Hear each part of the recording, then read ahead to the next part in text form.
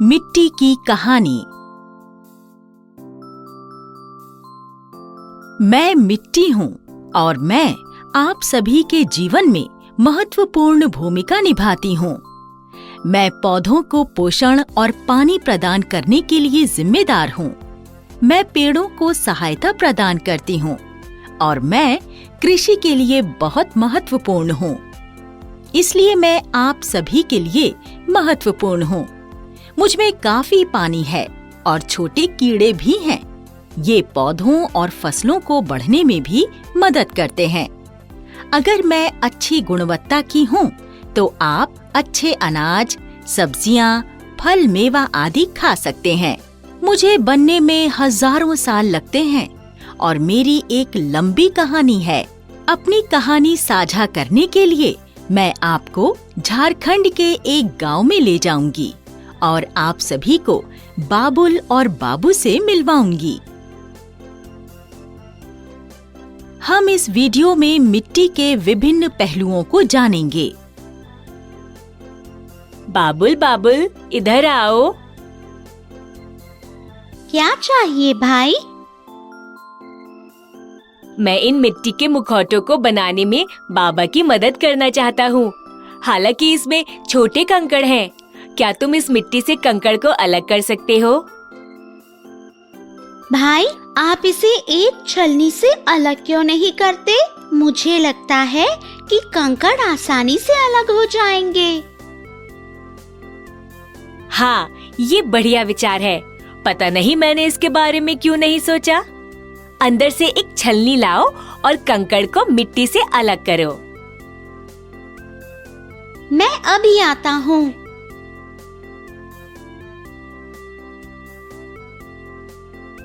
जब भी बाबा मिट्टी लाते हैं, वह नरम और अच्छी होती है। मुझे आश्चर्य है कि इस बार कंकड़ कैसे आए। लगता है मिट्टी अलग जगह से लाई गई है। जबकि बच्चे मुखौटे तैयार कर रहे हैं, क्या आप उन चीजों को सूचीबद्ध कर सकते हैं जो आपको मिट्टी में मिलती हैं? बाबुल, ये मुखौटे तो बन गए हैं। चिकनी मिट्टी भी खत्म हो गई है। बाबा मुझसे कुछ दीपक बनाने के लिए भी कह रहे थे। हमें मिट्टी कहाँ से मिलेगी अब? आसपास कुछ चिकनी मिट्टी भी नहीं है। जाओ, बाबा से पूछ कर आओ। ठीक है भाई। भाई, बाबा कह रहे हैं कि हम रामनाथ चाचा के घर से मिट्टी ला सकते हैं। आओ, फिर चलें।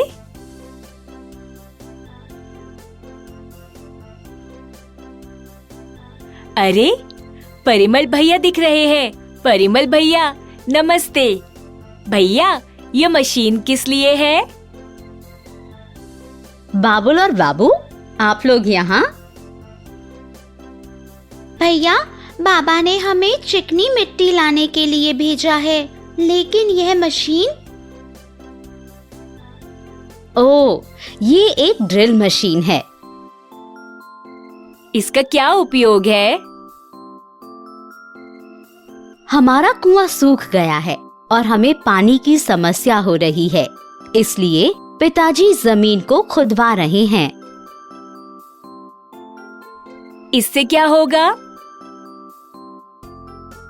एक हैंड पंप लगवाएंगे जिससे पानी मिल सके। ओह, लेकिन मुझे यहाँ कोई भी कर्मी दिखाई नहीं दे रहा है। अभी वे नीचे बैठे हैं। बहुत खोदने पर एक बड़ी चट्टान थी। आगे खोद नहीं पाए। सब कर्मी एक दूसरी मशीन लाएंगे जिससे चट्टान को तोड़ा जा सके। बड़ी चट्टान? मुझे लगा कि जमीन में केवल मिट्टी है। जब मैं अपने घर पर पौधे लगाने के लिए खुदाई करता हूँ तो मुझे कोई बड़ा पत्थर नहीं मिलता है।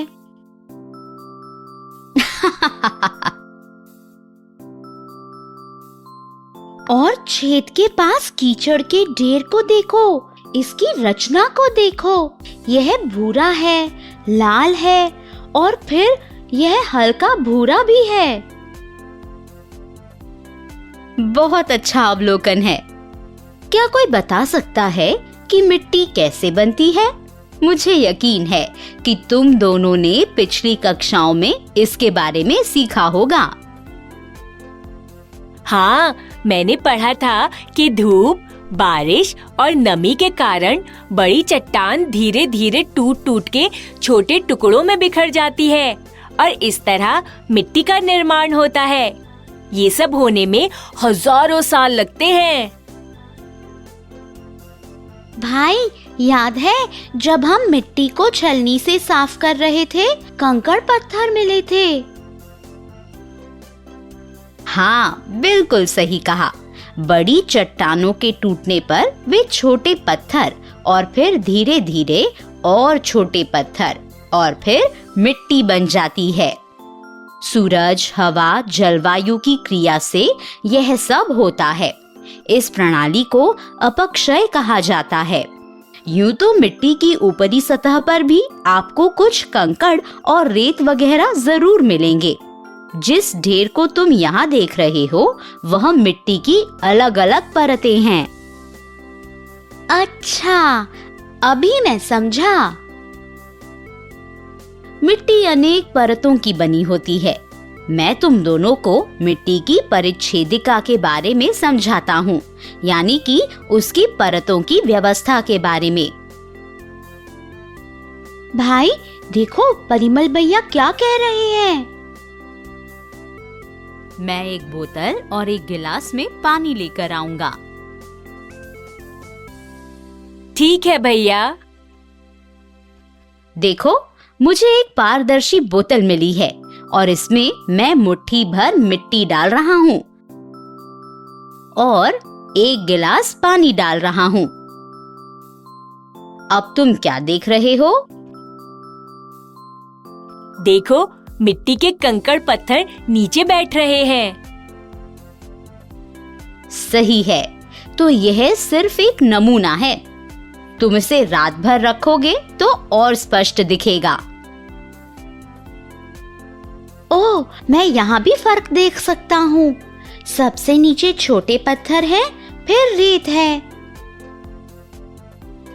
बिल्कुल सही। फिर गाद है और अंत में नरम मिट्टी है। सबसे ऊपर आप सड़े गले जैव पदार्थ देख सकते हैं। इसे ह्यूमस कहा जाता है, जो पौधों का पोषण है। क्या धरती के नीचे भी मिट्टी इस तरह व्यवस्थित है?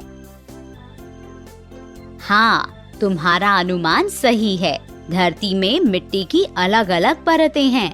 सबसे ऊपरी परत को शीर्ष मिट्टी कहा जाता है। इसमें ह्यूमस होता है। मुझे पता है कि इस पर पौधे उगते हैं। नीचे की अगली परत को मध्य परत कहा जाता है। इसमें खनिज होते हैं। क्या इसके बाद चट्टानें हैं? इस परत में छोटे पत्थर होते हैं और आखिरी परत को आधार शैल या बेड रॉक कहा जाता है। मिट्टी की किस परत में पानी होता है? सबसे ऊपरी परत में पानी होता है। तल पर रेत और बजरी पानी की निकासी में मदद करते हैं ताकि जड़ें सड़ न जाएं। भैया, जैसा कि ह्यूमस में जैव पदार्थ है और ये पौधों के पोषण में मदद करता है, क्या हम भी मिट्टी में अच्छी चीजें डाल सकते हैं? तुम क्या करना चाहते हो? मैं जमीन को थोड़ा खोदकर उसमें सूखे पत्ते, फलों के छिलके, सब्जी के छिलके इत्यादि डालना चाहता हूँ। मुझे यकीन है कि ये मिट्टी को मदद करेगा। हाँ, तुम सही कह रहे हो। हमें केवल जैव पदार्थों को मिट्टी में डालना चाहिए, न कि प्लास्टिक और अन्य कृत्रिम चीजों को। इससे मिट्टी खराब होगी। धन्यवाद भैया। कृपया हमें मिट्टी दें, हम घर चलेंगे।